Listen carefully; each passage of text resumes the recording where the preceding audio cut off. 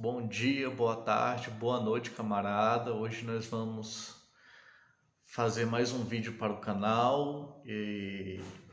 O canal Marxismo Bárbaro está crescendo, ainda bem, e espero que a gente continue juntos aqui mais um tempo. Como vocês viram, o debate de hoje, pelo título, é o despotismo esclarecido burguês.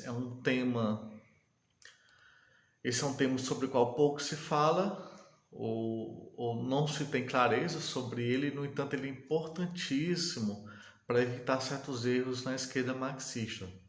Nós veremos como e por quê. Para a gente debater o que é o despotismo esclarecido, burguês, a gente vai voltar para aquilo que a gente estudou na escola, que é o despotismo esclarecido absolutista do final da Idade Média, e o despotismo esclarecido que teve no final do escravismo romano, certo? Para a gente ter uma comparação histórica e dar mais clareza à exposição sobre a nossa época. No caso do escravismo romano, o sistema escravista mais avançado que a humanidade tinha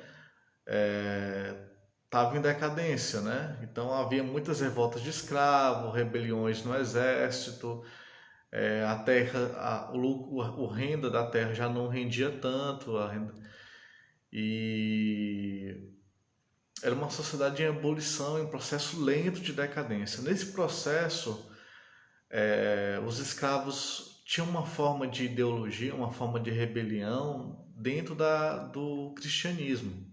Então, o cristianismo começou a ser a religião dos escravos. O poder romano teve que agir em face a essa religiosidade do escravo, estatizando a religião cristã. Eles legalizaram a religião cristã e, ao mesmo tempo, a colocaram sob controle do Estado. Então, essa versão oficial dessa religião dos escravos, que os senhores de escravos passaram a adotar, era uma forma de controlar a luta de classes, de lidar com a decadência. No feudalismo foi mais profundo e semelhante ao mesmo tempo. No feudalismo a gente viu que o seu feudal, isso a gente estuda na escola, o seu feudal não, o senhor absolutista, o monarca, ele adotava certas características que demonstravam um avanço para a sociedade capitalista. Então ele fazia uma falsificação, por exemplo, fazia um parlamento que era um parlamento quase teatral, mas fazia esse parlamento, e esse parlamento era um sinal de que a sociedade tendia para uma mudança. Isso é muito importante. Havia uma tendência no final do feudalismo, nesse desenvolvimento máximo do feudalismo que deu origem aos elementos do capitalismo, havia uma tendência a mudar o poder. Então essa tendência era expressa em forma de uma falsificação, em forma de um parlamento controlado pelo monarca, por exemplo. Além do mais, o poder absolutista feudal cumpriu parte de certas tarefas burguesas, parte de certas tarefas capitalistas, unificou a nação, a unificação da nação foi muito presente, a unificação da moeda, a unificação da língua, a unificação dos pesos e medidas. Então, o poder absolutista feudal, no processo de decadência, teve que lidar com tendências de um novo sistema, que é o sistema capitalista que estava sendo gerado na Europa. Pois bem, o despotismo esclarecido burguês faz o mesmo tipo de ação. Há uma reação da classe dominante, dos burocratas do Estado e da própria classe capitalista, que é lidar com a luta de classe, lidar com os processos de revolução ou de quase revolução, e isso faz uma série de fenômenos que geram despotismo esclarecido. A primeira forma de despotismo esclarecido burguês é a estatização dos sindicatos. Assim como o poder escravista estatizou a religião, vamos dizer assim, o poder burguês estatizou os sindicatos. A prática burguesa, a prática inicial da burguesia, durante muito tempo foi reprimir duramente os sindicatos, tentar destruí-los, tentar limitá-los. essa tática foi sendo substituída por uma forma de cooptação dos sindicatos. Os sindicatos passaram a ser estatizados. E aí se colocava regras aos sindicatos para que o líder sindical se tornava um burocrata, um ser mais dócil, um representante da classe, mas que estava ali pequeno aburguesado, que tinha uma vida um pouquinho melhor do que a sua base social, porque vivia na direção do sindicato, formando a figura do pelego, por exemplo, né? Então, a reação burguesa ao aumento da luta de classes foi essa estatização dos sindicatos, às vezes enfrentando a própria burguesia. Getúlio Vargas estatizou os sindicatos contra a posição da burguesia. A posição da burguesia estamos na ditadura Vargas, já que é uma ditadura que mete o cacete no movimento sindical. E o Vargas teve essa esperteza de cooptar essas organizações e os seus líderes, fazer com que os seus líderes ficassem mais adaptados ao regime social. E uma das saídas burguesas curiosas, que hoje é muito comum,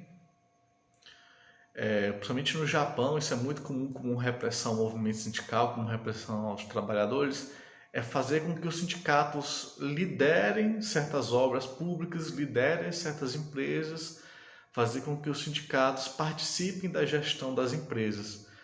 Isso é uma forma de, ao mesmo tempo, falsificar, uma falsificação, ou seja, gera um engano, que é uma falsa representação dos sindicatos no poder das empresas, das estatais e tudo mais,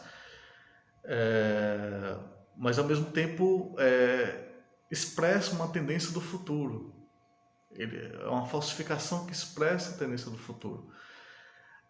A outra forma de despotismo esclarecido burguês são os governos de esquerda.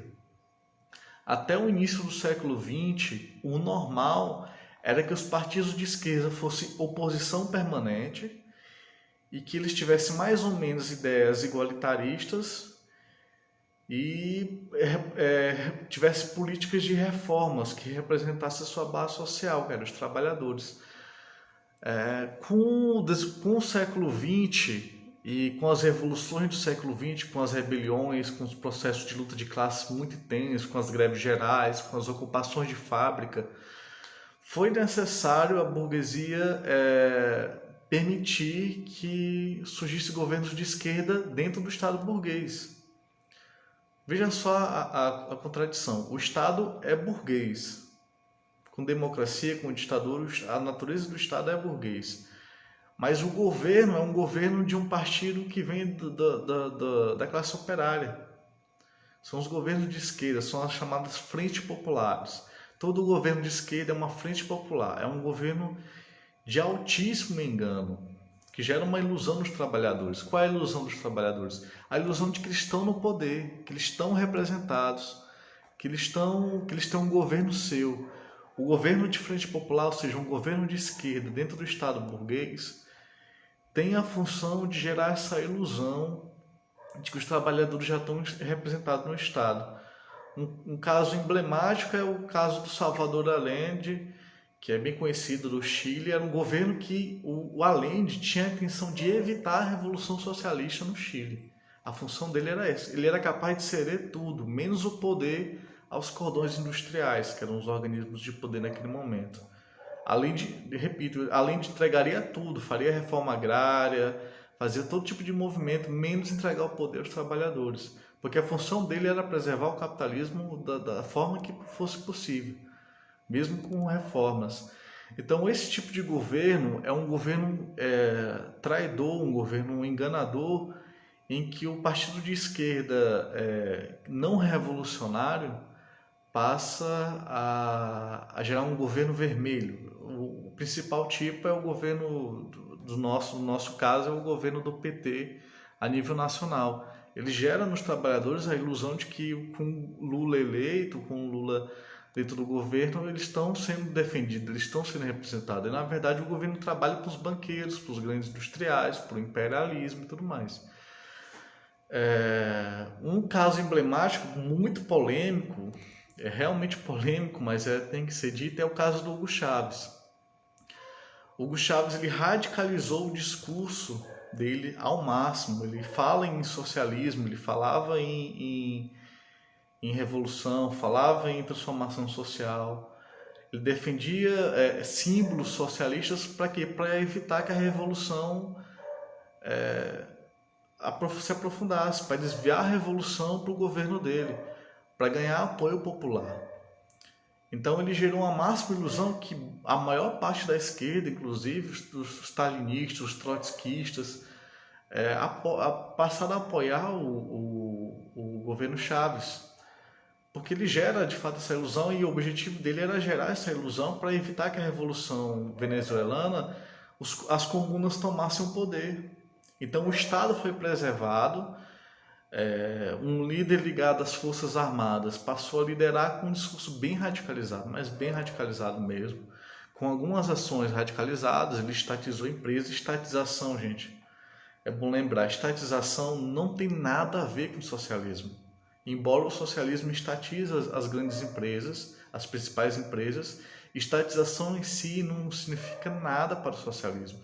Se as empresas continuam agindo direto ou indiretamente em busca do lucro, elas continuam sendo empresas burguesas, capitalistas, porque pertencem ao Estado capitalista. Então o governo Chávez tem um emblema, mas também o de Evo Morales é um símbolo. O governo do Syriza na Grécia, ou seja, desviou aquele processo de quase revolução, uma situação pré-revolucionária na Grécia, para o governo Syriza. E o governo Syriza simbolizou esse sentimento dos trabalhadores de querer enfrentar o euro, a Alemanha, enfrentar a União Europeia e tentar ter soberania. O Syriza expressou isso e gerou um governo de ilusão para poder controlar a luta de classes. Então a burguesia contrariada, sem querer, ela não acha que é o melhor tipo de governo para ela mesma. Ela prefere os partidos de direita, mas ela cede o poder, ela permite que via eleições partidos de esquerda tomem o poder, participem do poder do Estado burguês, ou como liderança ou como partido minoritário dentro do governo. A terceira forma de despotismo esclarecido burguês que eu quero debater existem algumas empresas, como a Embraer, como o Banco do Brasil, e várias empresas no mundo em que os trabalhadores podem eleger um representante para o executivo da empresa. Ou seja, o comitê executivo da empresa, a direção da empresa, passa a ter um representante eleito pelos trabalhadores. Isso é uma forma de despotismo esclarecido. O Marx falava que dentro das empresas reinava o despotismo completo. Mas há um lado de despotismo esclarecido também, porque muitas vezes os trabalhadores têm direito a eleger um representante seu.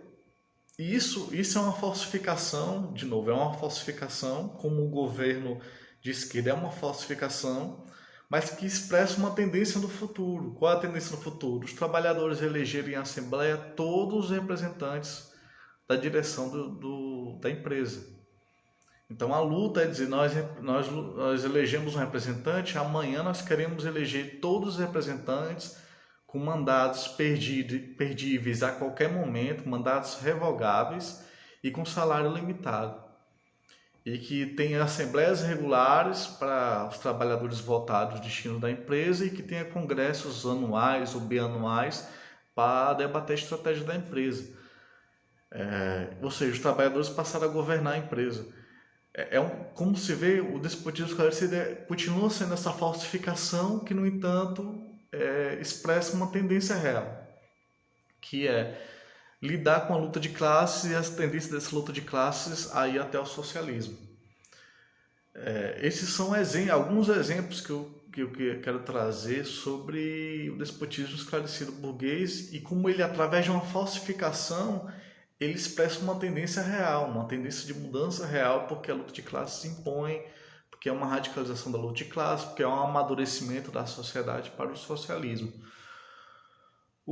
Nós estamos com 14 minutos, não dá para debater de forma mais curta, gente. é o jeito. Se a gente quer debater de verdade, leva um tempo. Então, existem várias expressões de despotismo esclarecido burguês. Por exemplo, o orçamento participativo, em que a prefeitura faz ali uma reunião do bairro para saber onde vai participar o bairro, que foi promovido muito pelo PT, especialmente pelo PT de Porto Alegre, do Rio Grande do Sul. É uma forma de despotismo esclarecido burguês, e a gente encontra várias expressões desse despotismo esclarecido burguês, com uma tendência da burguesia a abrir a democracia, por exemplo, usar a democracia como um modo de manter uma dominação burguesa. O ideal da burguesia é aquela democracia grega, onde só os homens livres, os proprietários, os homens mesmo, não mulheres, são apenas os homens proprietários, livres, tudo mais, tivessem direito de voto. Com o tempo, a classe dominante teve que abrir as eleições também para a participação dos trabalhadores e para a participação das mulheres. Então, a democracia atual, que uma quantidade enorme de países adota a democracia, na América Latina era uma onda de ditadura, hoje tem uma quantidade enorme de países com democracia burguesa, é uma forma de despotismo esclarecido burguês também. Porque a função é controlar a luta de classe, a função é gerar a ilusão dos trabalhadores de que eles decidem o rumo do país, de que eles têm responsabilidade sobre o destino do Estado e tudo mais, através do voto, que o voto é a saída e não a revolução. Então, essa generalização da democracia, abrindo para o voto dos trabalhadores e voto das mulheres, e abrindo e generalizando em vários países, é uma forma de controlar a luta de classe, é uma forma de continuar no poder prático da burguesia, mas com a ilusão de que os trabalhadores têm, de fato decidem, uma ilusão de que eles de fato decidem, uma falsificação. Então, é isso. Até o próximo debate, a gente vai conversando aqui. Estou com uns planos muito bons para o canal e com o tempo eu vou atualizando, tá bom? Obrigado e até a próxima.